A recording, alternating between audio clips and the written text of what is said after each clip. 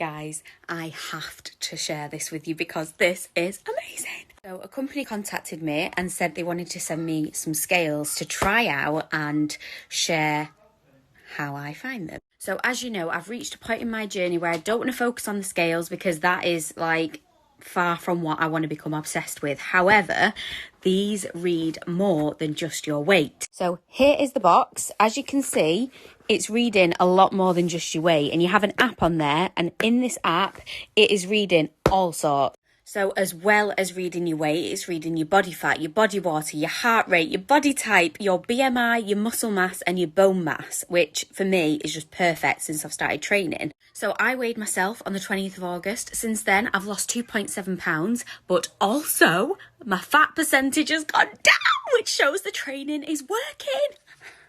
And also I've lost a year in age that my body was. Y'all need this in your life.